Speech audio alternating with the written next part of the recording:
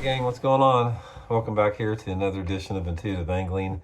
Thanks a lot for tuning in and joining the video, much appreciated.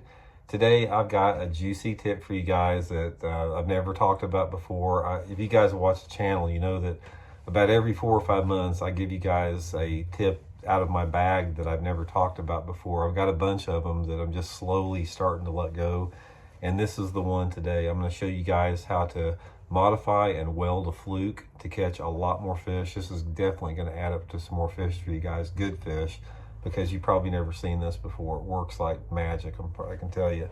So gonna get into that. So real quick before we get started here, just a weekly reminder, anybody out there interested in becoming a channel member, it's a really good way to support the channel. All you have to do is go to my YouTube homepage, click on the little play button at the bottom right hand of the screen. It'll say Intuitive Memberships, and you get stuff like getting extra videos every week that aren't seen by the public, and access to my personal email address, stuff like that for being a channel member. Much appreciated. Okay guys, let's get into this. And I'm going to show you how to make it, and I'm going to show you guys how to rig it and talk about a little bit fishing it. Pretty simple to do. It's just something that's sort of tricky, but it's a little bit simple. First thing you want to do is take just a regular fluke, Zoom fluke. You guys can get these at Baitworks. I'll include the link in the description. They got a full selection of any color. Come in behind it and see right there at the little point where sort of indentations there. You want to cut that right there, just like that. Put this piece down, get you another fluke, and you want to come in on the head of it, and right there, the same piece, that little crotch right there, come in there and just cut that across like that. So you got two pieces of the fluke right here. The next thing we're going to do is we're going to weld it together. Now, a lot of people use worm welder. You can just use a lighter, so that's what I'm going to use here.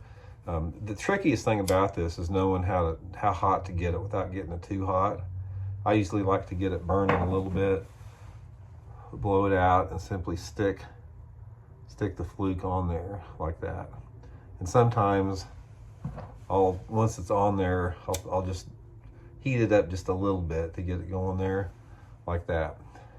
So that's the way it's looking there. Now you're going to say this like, Randy, why don't you just buy one of the Magnum flukes? Guys, this is completely different. The profile on this fluke size is a lot smaller than the Magnum fluke, so you got a completely different look on there. Plus, right there when you have that bend, it creates a side-to-side action when you work it, almost like a Zara spook. The thing looks crazy in the water.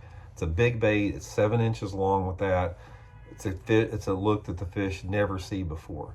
So the key on this thing is knowing how to rig it up though, because it doesn't work that good if you use like the EWG hook like most people use. So first of all, when you do this, get like a barrel swivel about 12 inches above it so your line doesn't twist it. And then the next thing, take a straight shank hook. I use a 2-aught Gamakatsu G Finesse. You don't want to go too big, guys. If you go too big, you're going to lose fish. I found that a smaller hook will hook a lot more fish. This is the key right here of this whole system. Once you create this, is you want to come in and you're going to thread this thing on through the plastic. So come in the head and thread it through the bottom where it's coming out the bottom here. So you got to stay on the top there so it doesn't come through that little groove. Got to go really careful because this is sort of a little bit tricky to do. And you're going to come out right there at the crotch in the middle of it. And I'll show you how it's going to look. Just like that. The hook's going to come out the bottom. And what you want to do is you want to make sure you leave a little bit of a bend right there, because if you leave this where this thing is bending down a little bit, that makes that fluke dart underwater hard. Because if you thread it up like this and take that bend out of it where it's straighter like that, the thing's going to want to pop out of the water. So make sure that you keep that nice bend in there like that. And like I said, there's a couple things you can do. You can trim this up a little bit, improve your weld a little bit. I'll melt that a little bit more than what I've got right there. Hang on. But guys, I'm telling you right here, this is money right here. This will give you a look that bass have never seen with a fluke before. It's crazy in the water. You can cast it a long way. It catches good fish. It's a really, really good modification for you guys to try. I've got one other lure category that I do this to, another lure category that I also do it to. I'll save that for another video. But give it a try, guys. Nice simple modification. It's going to catch you some good ones.